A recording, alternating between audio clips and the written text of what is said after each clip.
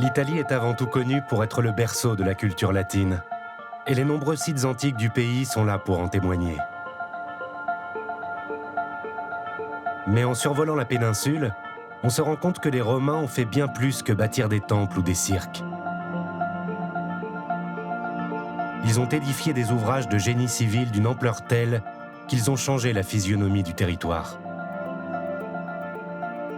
L'hégémonie de Rome, qui a duré près de 1000 ans, n'a pas seulement influé sur les hommes, elle a aussi façonné le paysage. Paolo Rumiz, écrivain, nous guide au-dessus des traces de l'Empire romain.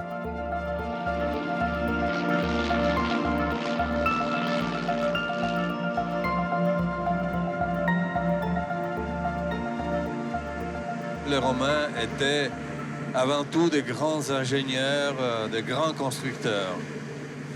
Il n'y a pas de contradiction entre le côté militaire et le côté constructeur des Romains, parce qu'ils construisaient en marchant. Donc ils s'emparaient des lieux, pas seulement avec les batailles. Dès le 5e siècle avant Jésus-Christ, Rome, qui n'est pas encore un empire, mène une politique d'expansion territoriale. Elle colonise plusieurs régions de la péninsule qui étaient habitées par d'autres peuples. La cité grecque de Paestum, près de Naples, est un exemple parmi d'autres de ces nombreuses villes colonisées.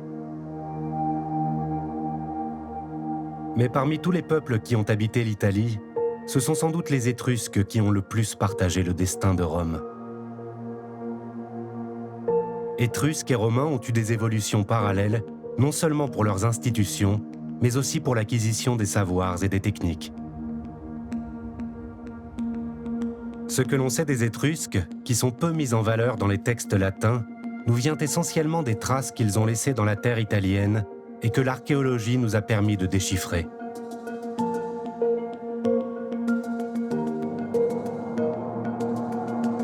Dans la nécropole de Cerveteri, Stéphane Bourdin, archéologue, nous aide à comprendre la richesse des échanges entre Étrusques et Romains. Les Étrusques ne sont pas les ancêtres des Romains, ce sont deux peuples qui ont vécu de façon contemporaine, qui ont coexisté en Italie centrale entre le Xe et le 1er siècle avant Jésus-Christ, et qui ont entretenu des relations assez conflictuelles avec les Romains, puisqu'à partir du 4e siècle, les Romains ont soumis les cités étrusques et ont fini par les intégrer au 1er siècle avant Jésus-Christ.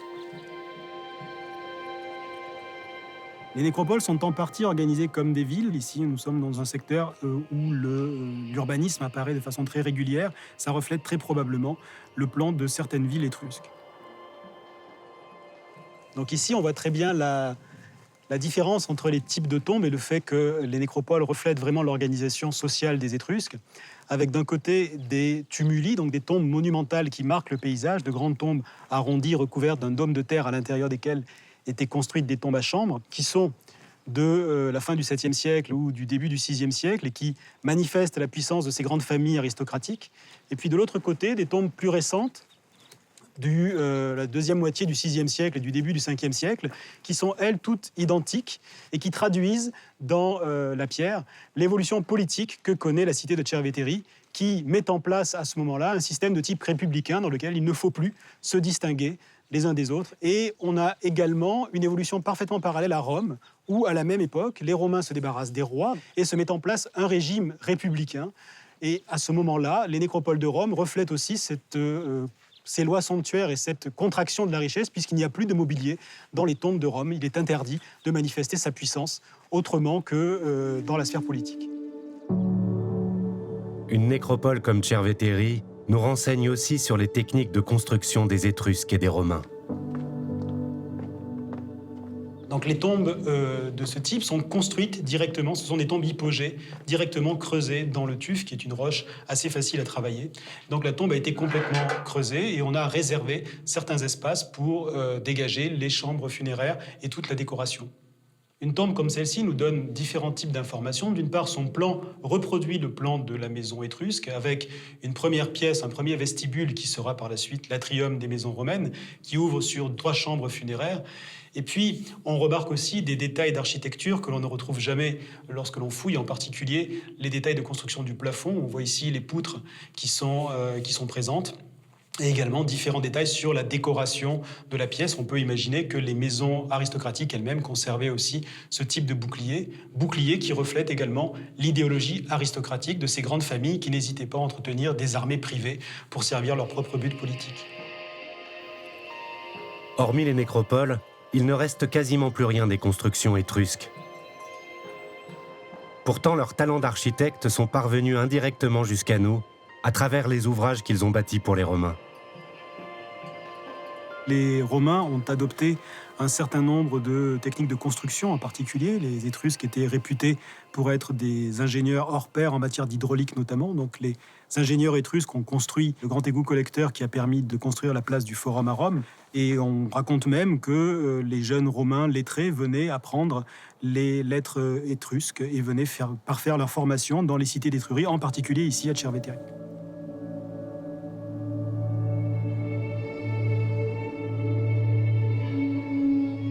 En dépit de leur développement, les Étrusques, comme les autres peuples italiques, subissent l'expansion de Rome.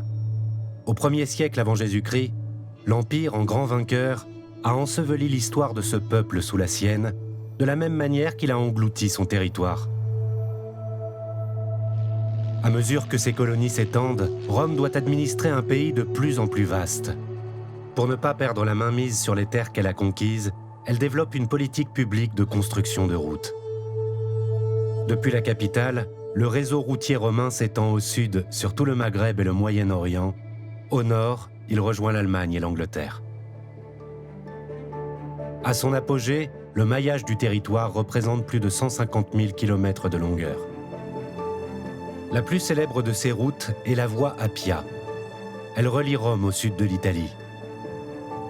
Tracée il y a plus de 2300 ans, elle est encore utilisée aujourd'hui, que ce soit par les promeneurs sur ces tronçons antiques ou par le trafic routier quand elle a été recouverte par la route moderne. Une voie romaine, normalement, peut être vue de l'avion, aussi à 5-6 000 mètres d'altitude. Parce qu'elle est vraiment une épée. C'est comme le signe de l'Empire, le signe d'un royaume sur le territoire. C'est comme dire aux autres, faites attention, parce que Rome, c'est ça. C'est la ligne droite. Alors, la voie a été construite en 3 morceaux, peut-être 4, on ne le sait pas. Mais le premier, le plus connu, c'est la partie jusqu'à Capua, qui est à peu près de 100 km. La deuxième, c'est le passage des Apennins. Et la troisième, c'est la descente vers la mer Ionienne. Et après, le dernier allongement, disons, de la route vers l'Adriatique à Brindisi.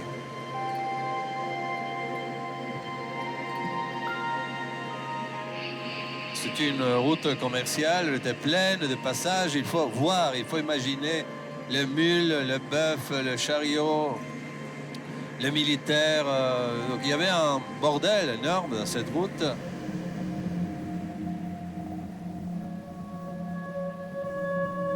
La voie Appia, vue comme un symbole du pouvoir et de l'État, agit comme un aimant.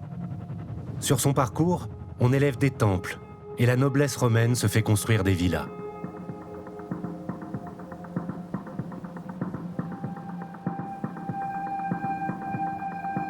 Aujourd'hui, de nombreux tronçons de cette voie ont disparu.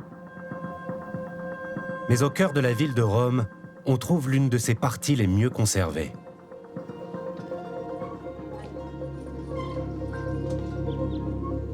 Ici, nous sommes plus ou moins dans le point où le pavé des papes, le pavé presque moderne, disons, finit et commence le pavé, le glorieux pavé solide et puissant des Romains.